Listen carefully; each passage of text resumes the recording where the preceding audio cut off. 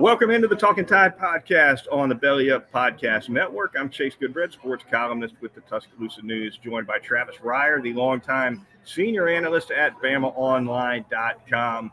Taking a look back at an epic 88th edition of the Iron Bowl. Of course, the Talkin Tide podcast available to you at YouTube or Facebook. We're live in both of those locales. We're on Apple Podcasts. You name it. Give us a click, give us a link, give us a follow and a like. Twitter feed Talkin_Tide, and our fine local sponsors, Heat Pizza Bar, where we are in person. I am in person here for this Sunday nighter, taking a look back at Alabama's remarkable win over Auburn. Travis, of course, on as well. Travis no longer not able to be with me right here at Heat, Travis, but as we launch into this preview, I know where we both were on Saturday night, and that was watching every single play of this Iron Bowl that turned out to be an absolute classic. And with a game like this, Travis, the only place to start is at the end. Work your way back if you want That's to. right. I mean, you could essentially do the entire pod based on the fourth quarter and really just the last 6 or 7 minutes of the game, because so much transpired during that period. And you're right, this is a game that absolutely holds you captive for the full 60 minutes and sometimes then some when the game is played at Jordan-Hare Stadium. Jalen Milroe with the 4th and 31, the grave digger they call it. I've seen a few New York Post style headlines fly around social media, Travis. I'm sure you've seen a few of them as well. My fave, I think, that I've seen so far, how about the disaster in the pasture? Oh, the nightmare at Jordan-Hare. You can just kind of take your pick of them at this point. And they're all fitting because Auburn, after that disastrous loss the previous Saturday to New Mexico State right there on the Plains, looked like it was ready to make its season, get that Hugh Freeze era off with a resounding success in the regular season finale. But there was Alabama once again in the final moments doing what few teams have done in that situation, including previous Alabama teams. But boy, you look back at the game 2 years ago with Bryce Young and what he was able to do to get that game into overtime where Alabama would win it. And then for what Milroe and the Alabama offense was able to do. The special teams, too, gave them the football there at about the Auburn 30 and set up that whole scenario. I can't think of two more soul-crushing type of defeats that Auburn has suffered at home than what we've seen in the last two of these meetings played at Jordan-Hare Stadium. You talk about an opportunity to wipe clean a loss to New Mexico State. This would have done it for Hugh Freeze and then some. This would have made up for a couple of losses like that. So a lot of capital, even in year one. Look, coaches get hired and fired and bought out so fast now.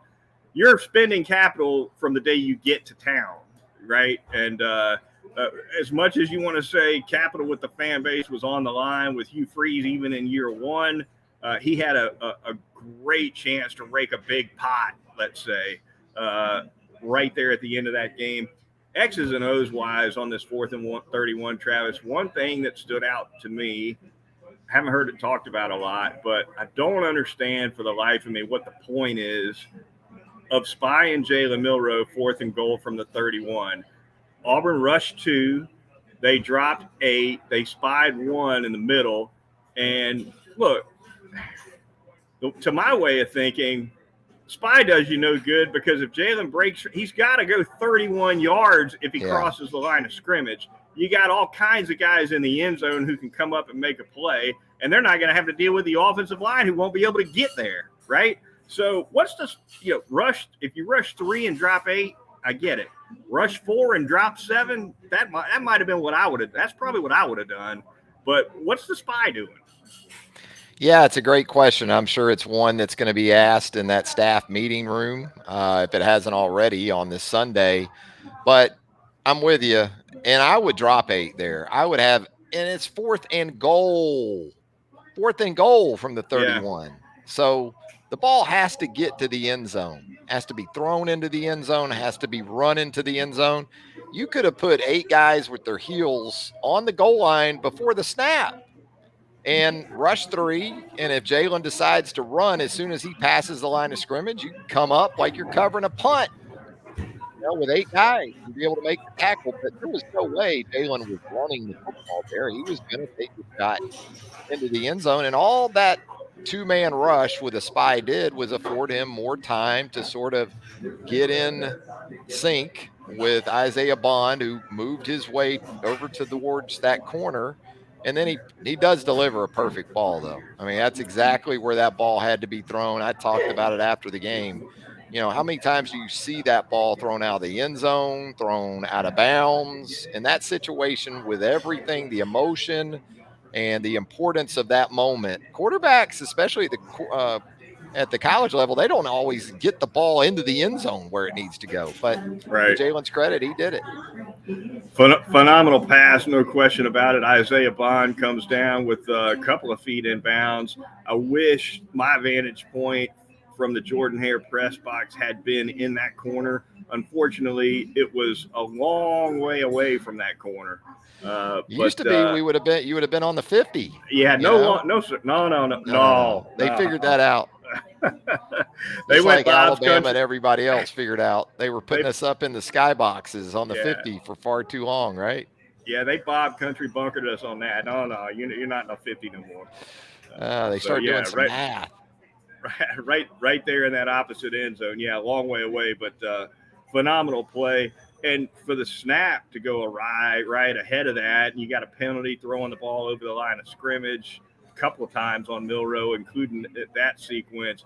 It almost reminded you a little bit of 2nd and 26, right? And that's that infamous sack that nobody really remembers now that Tua Tagovailoa took in a national championship game against Georgia. But this was twice as bad as 2nd and 26. This was 10 times as bad as 2nd and 26. It's 4th and 31.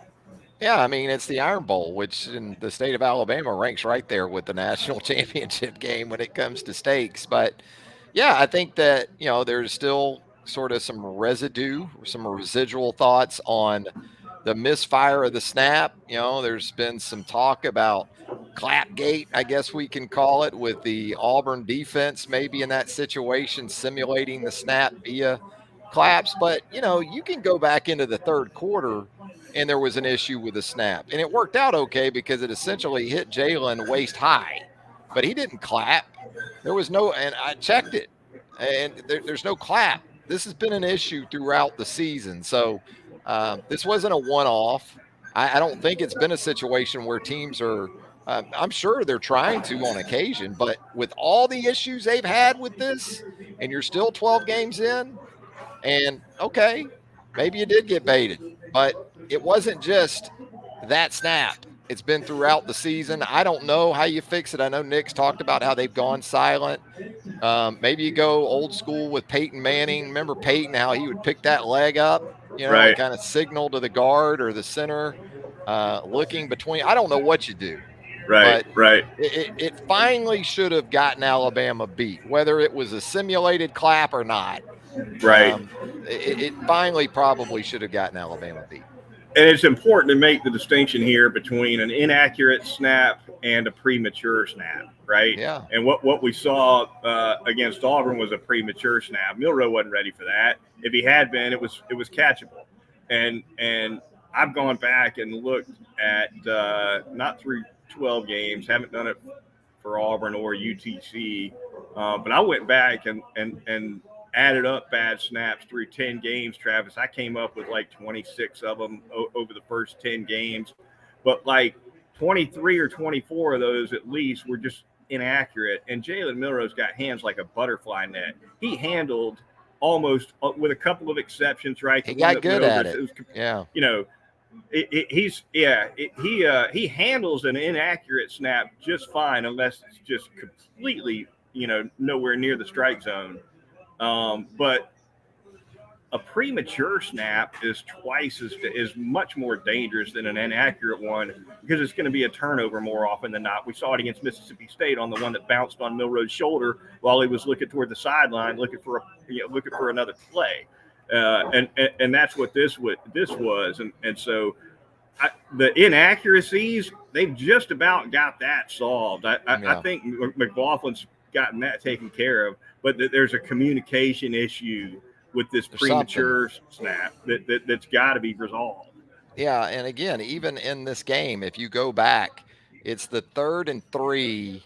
I believe it's in the red zone, and it's a snap that catches Jalen by surprise. It just hits him in the midsection, and it's the play where Kendrick Law gets called for the peel back block or the crack back or the blind side, whatever they call it. Same play, and it starts with the snap, and Jalen on that play never claps his hands. And the ball goes back there to him. So, I'm not sure what to attribute it to at this point. But again, it's amazing. This team to me is 11-1 for a couple of reasons, and maybe the snap issues is chief among them. Remarkable that's still a snag this late in the year, and boy, that it's something you can't. It's going to be a turnover as often as it won't be if we're talking about something that the quarterback's not ready for. Yeah, they've been fortunate for the most part, no doubt. So, all right, moving on from that, the Alabama defense against the Auburn offense in this one, Travis. Auburn remarkably had its way on the ground with Alabama for the second Iron Bowl in a row, and also the second Iron Bowl in a row where they really didn't have much of a passing threat at all. I don't know. I was surprised by the way Auburn ran it last year, probably even more surprised at how well they were able to run the ball this year in the Iron Bowl. Ended up it didn't matter. Alabama pulls out the win. But, Auburn's, if nothing else, Auburn has given the Alabama coaching staff plenty to consider when it comes to run stopping in the postseason. Yeah, and it started with the backs in the first half. It took actually Auburn a series or two to get into it. Auburn came out trying to throw the football, went 3 and out on its opening possession. That second possession, though, after Alabama got in the end zone, they stuck with it there from pretty much that point forward because 3 pass attempts or 3 dropbacks on the first 3 snaps. Auburn only threw 13 passes the rest of the way for the entire game because they got in sync with the run game. They had success in Tuscaloosa last year with perimeter runs, especially. They were able to get that going early with both Hunter and Alston. And then in the second half, it was not as much the backs. Alabama seemed to clean some of that up, but then the quarterback becomes an issue off zone read and keeps and quarterback draws when teams go empty on offense and spread the field. And, Alabama's trying to play coverage with its inside linebackers, and those guys get run out of there. We've seen it time and time again. So whereas the yardage wasn't as significant for Auburn in the second half, some of those Peyton Thorne runs in the second half felt like heavy body shots. He did a lot of damage, no doubt about it. And by the way, as long as we're talking about the quarterback position, hat tip in your direction for calling it that we'd see a little bit of a flash of Robbie Ashford. He popped in there. You kind of saw it coming. I didn't. I thought they'd flushed him entirely, but they had a little something for him. Might not have been bad for Auburn to work him in even a little more, but like you said, Peyton Thorne ran it just fine. The quarterback draws, the decision making. He knows how to get around. And he's smart. He's instinctive. And he can also read it on the zone read. He was doing some of that on the keeps. Right. They had one zone, outside zone, that was going to run right into a blitzing Caleb Downs. He kept it and then gutted Alabama the other way. So smart guy, veteran guy, not dynamic, not excessively athletic, but not lumbering either. So, a 2nd and 17 that he hit, in the game. Inside the 10-yard line. So when he did run it, it seemed like Alabama felt it pretty good.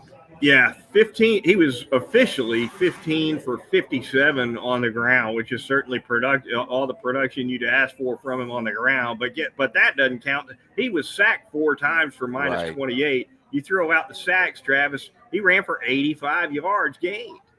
He did. He gave them exactly what they needed. I mean, Ashford ran for over 100 in the Iron Bowl last year to go along with Hunter's 130 plus. So Yeah, Auburn didn't get to 300 plus in this game, but it felt like it at the half after they had already hit the 180 mark. right. Fell short at about 244, 245. But I'll give Alabama some credit too there in the second half, especially on the one red zone stop that they were able to get at about the 5-yard line and force a field goal there down 21-20. Because if they don't do that, if Auburn gets in there and it's a 28-20 game, it has a much different feel to it with Alabama still struggling to stay on the field offensively there in the fourth quarter. A lot of lead changes. It absolutely went back and forth. Big for Alabama to get that touchdown to Burton early on the 68-yard touchdown pass to kind of answer, and it was Final 3.5 minutes of the first half, you had what? It was a 10-7 game, and then at the half, it's 17-14, and that right. happened in about 3 minutes there. Kind of a flurry, no doubt about it. All right, the Talkin Tide podcast coming to you from Heat Pizza Bar in downtown Tuscaloosa, 2256th Street in Government Square. Frank Fleming and his wonderful staff here serve up the best pizzas in town. Full bar, flat screens all over the place. Glad to be here on a Sunday night recapping the Iron Bowl. Going to tell you a little bit more about Heat and Peterbrook Chocolatier of Tuscaloosa here in a few minutes. First, though, Travis, just to kind of wrap up a few footnotes from this Iron Bowl, roster-wise for Alabama, Ja'Cory Brooks didn't even dress. I noticed that. So you can only presume that shoulder injury that Nick Saban mentioned a week or two ago is still a fairly significant issue. And even though he hadn't been active as a receiver, he's a big special teams plus, I think, for Alabama. I don't think there's any doubt about that. So that's one to watch. Also, Jace McClellan aggravating a foot injury. Apparently he was on a crutch following the game. Nick Saban non-committal in his media teleconference remarks today about McClellan's availability for the Georgia game in Atlanta. Yeah, I thought Roydell Williams did a nice job of being decisive and physical in the run game.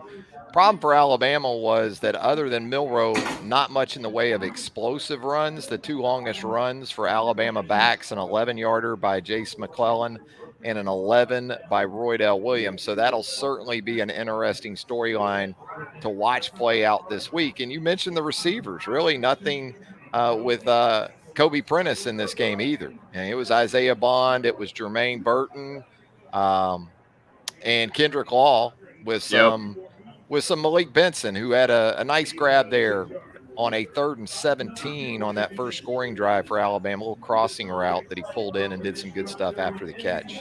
You notice it seems like all of Benson's routes are between the numbers. Does it not seem that way? At least the catches, if not the routes. They are. They're those intermediate dig routes. And they were, if you go back to his junior college film, they were probably his best route. Now, he has the speed to get over the top, but really good dig route type of option for Malik Benson. Pretty good size, catch radius, and he did some good things there in the middle of the field on that 33-yarder that helped set Alabama up for that 7-0 lead. All right, the Talkin Tide podcast on the Belly Up Podcast Network. The Twitter feed, of course, is Talkin_Tide. Going to thank our sponsors. Going to tell you first about Heat Pizza Bar right here where we're at. You want to get some great pizza, come right down here to downtown Tuscaloosa. Frank Fleming and his staff will get you taken care of. They've got the standard. They've got the Thai chicken pizza. They've got a great margarita pizza down here. You've got to give a try to. I like the meat lovers. It's covered with meat, top to bottom.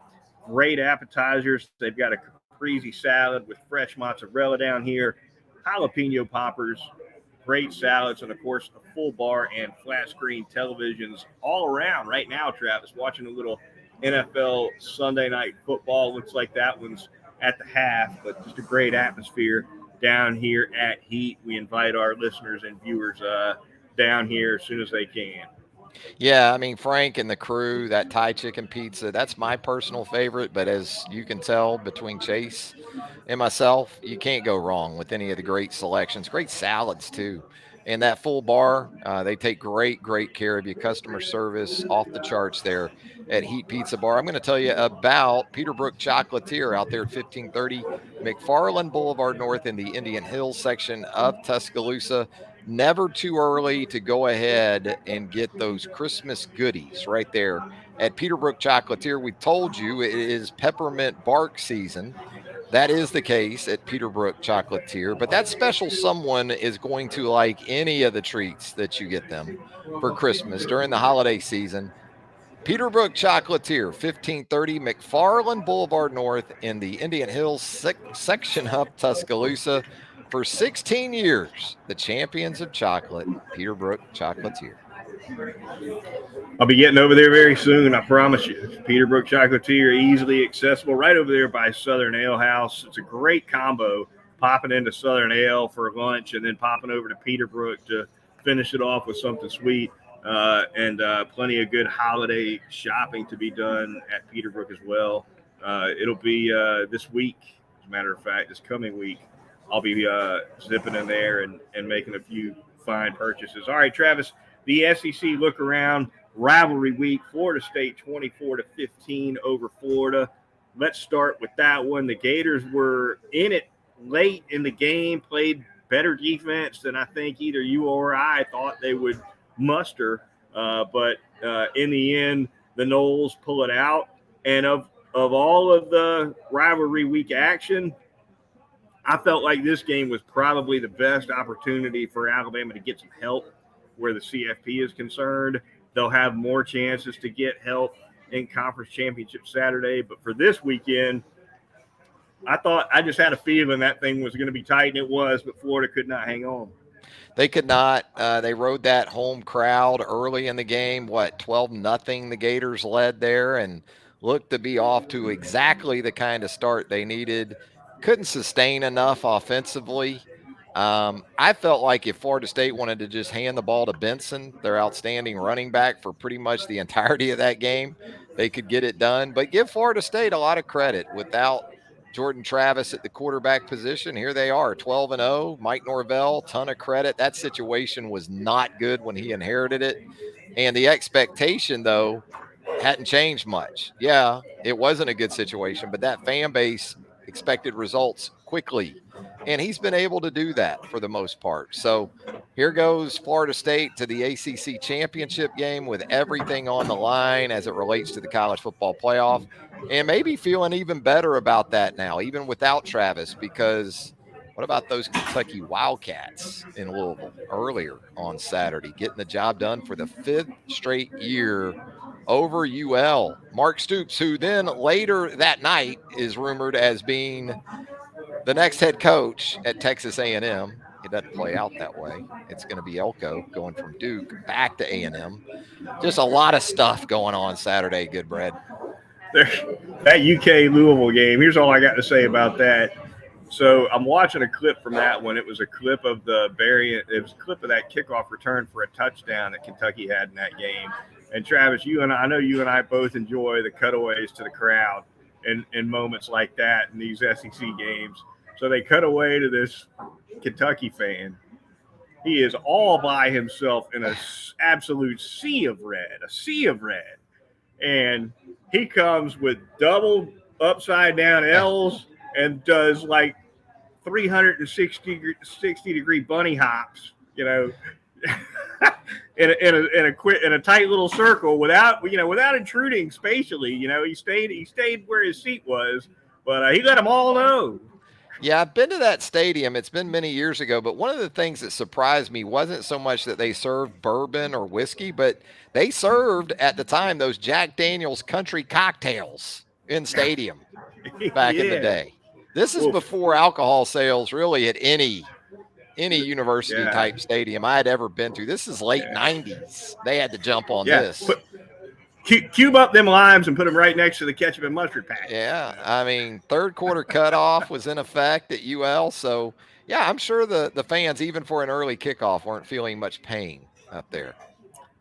Egg Bowl, got to touch on the Egg Bowl. We love the Egg Bowl here on the Talkin Tide podcast. I do anyway. Travis, you do too. Admit it. The Egg Bowl is it's a must watch, is it not? It is there for the folks that are stir crazy by that point of Thanksgiving evening.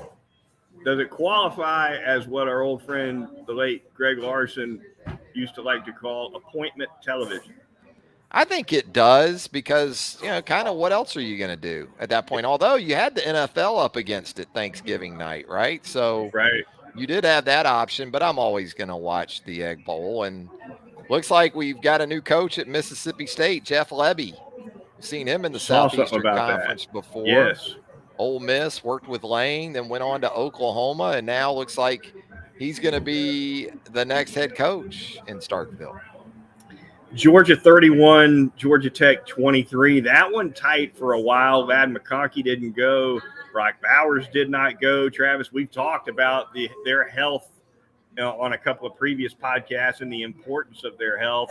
Sounds like Bowers could have gone if they'd have really needed him. And I fully expect to see a tough to deal with Brock Bowers in the SEC title game. McConkey, who knows?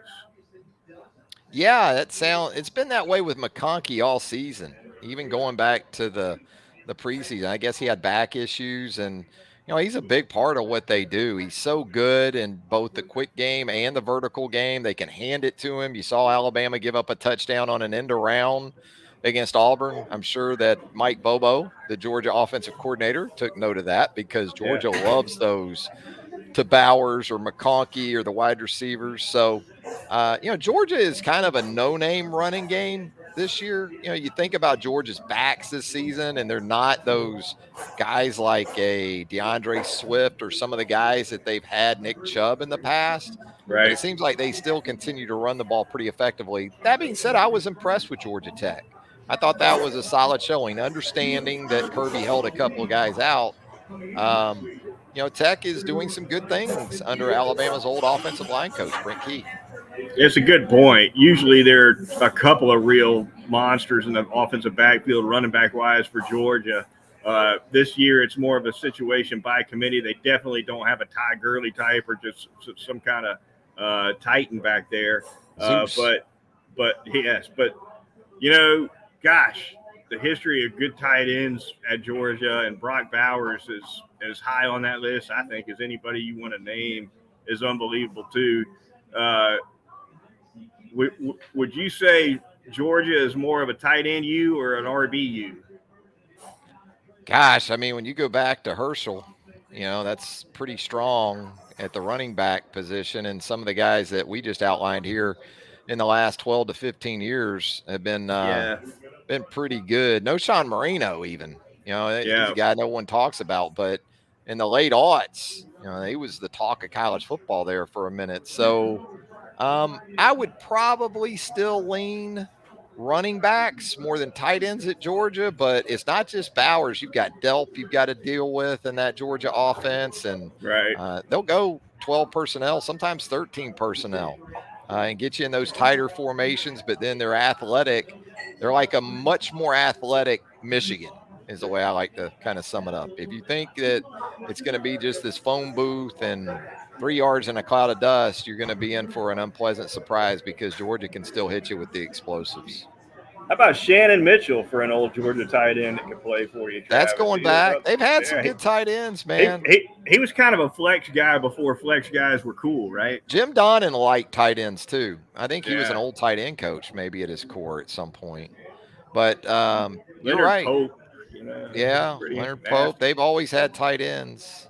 Thought they were going to have Eric Gilbert for a second there. Yeah. But so did everybody. That didn't really pan out, unfortunately, for Eric. Yeah. All right. That is going to do it for this fine edition of the Talkin Tide podcast on the Belly Up Podcast Network. Join us here midweek, Wednesday night. Travis and I will preview Alabama's upcoming SEC championship game tilt against the Georgia Bulldogs from Heat Pizza Bar. Outstanding za here in downtown Tuscaloosa in Government Square, 2256th Street. And and Peterbrook Chocolatier of Tuscaloosa as well. For Travis Reier of BamaOnline.com, I'm Chase Goodbread of the Tuscaloosa News. We'll talk to you midweek right here on Talkin Tide.